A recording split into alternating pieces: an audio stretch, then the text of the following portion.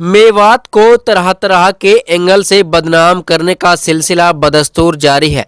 कुछ चैनलों ने मेवात को बदनाम करने का अहम मुद्दा बना लिया है। लगातार मेवात पर चलाई जा रही इन खबरों में कितनी सच्चाई है, ये हम आपको आज इस रिपोर्ट में दिखाएंगे। हालांकि इससे पहले भी एटीवी हरियाणा ने लगातार आपके सामने उस सच्चाई को दिखाया जो मेवात की हकीकत रही है।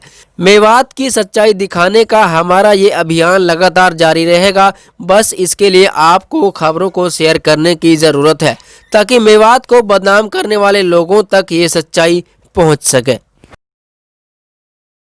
सबसे पहले तो हम ये कहेंगे कि जो निकिता के साथ हुआ वो बहुत दुखद घटना है। उसके लिए हम कड़ी से कड़ी निंदा करते हैं। दूसरी बात, जो ये निकिता मर्डर हुआ है इसमें दोनों दोषियों को गिरफ्तार भी कर लिया गया है। मात्र 6-7 घंटे के अंदर गिरफ्तारी हो गई थी। बाकी फिर भी एक तरफ गिरफ्तारी हो गई, उसकी इंसाफ की बात होनी चाहिए। ये नहीं कि दूसरी तरफ पूरी मेवात को गलत नज़रिए से टारगेट किया जा रहा है। मिसाल तौर पर सोचो, हम जो क्राइम करते हैं उनको दोषी कहेंगे, अपराधी कहेंगे, ना कि पूरी मेवात को टारगेट करेंगे।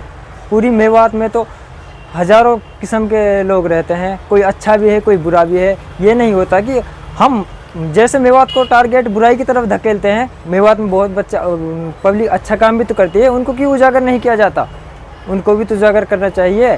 क्या वो सुधीर चौधरी का डीएनए वो देखा था मैंने, उसने कभी मेवात में आकर देखा है? मैं उसके उस दावे के साथ कहता हूँ वो एक बार आए, मेवात वासियों को छोड़े।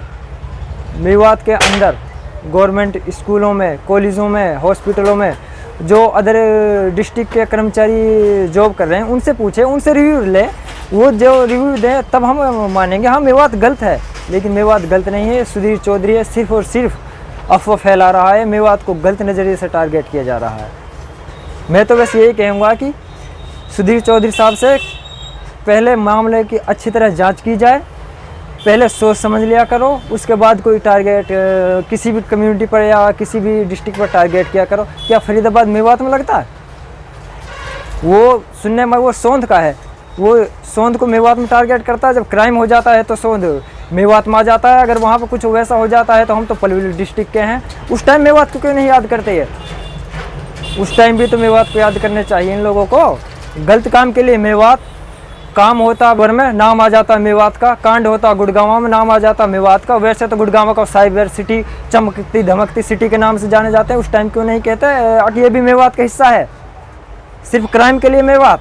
मैं प्रोग्राम करता हूँ, ऐसी समाज से हूँ और मुझे लगता है शायद हमारे मेवात, पूरा मेवात जिले के अंदर जितना भाईचारा है शायद इतना भाईचारा कहीं पर नहीं। जितना सम्मान हमें मुस्लिम कमेटी, हमारे लाला लोग सारे टोटल जनरल जो भी हैं और ज़्यादातर मुस्लिम कमेटी हमें फुल सम्मान और इज्जत देती है। आज तक कोई हमारे साथ व्यवहार नहीं होगा। जो भी गलतियां होती हैं छोटी मोटी, उनमें अपनी भी गलतियां हमारी होती है। बाकी आगे आज तक मुझे कोई ये बताए कि मेवात में ये काम मुसलमान ने गलत किया है। देखो जी, ये मेवात को बदनाम करने के लिए एक षड्यंत्र है। अगर हम मेवात पर अपना नज़र डालते हैं तो मेवात 3 राज्यों में आती है, राजस्थान भी आती है, यूपी भी आती है, हरियाणा भी आती है। अब जैसे कि आपने 5-6 साल पहले एक घटना हुई थी, ढोलक का कांड हुआ था। उस कांड में आरोपी थे धौस गांव जो कि फरीदाबाद के अंदर पड़ता है। मेवात से उसका कुछ लेना देना नहीं है, तब इन्होंने मेवात को बदनाम किया।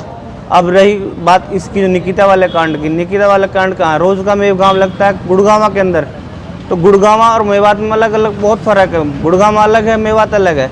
ये मेवात को बदनाम करने की पूरी साजिश है। ये मीडिया सिर्फ क्या है कि मेव कम्युनिटी को टारगेट कर रही है। उन्हें करने से कुछ बेनिफिट तो होना नहीं है, सिर्फ क्या है मेवात बदनाम, जबकि मेवात का और इस कांड का कुछ लेना देना बिल्कुल दूर दूर तक नहीं है।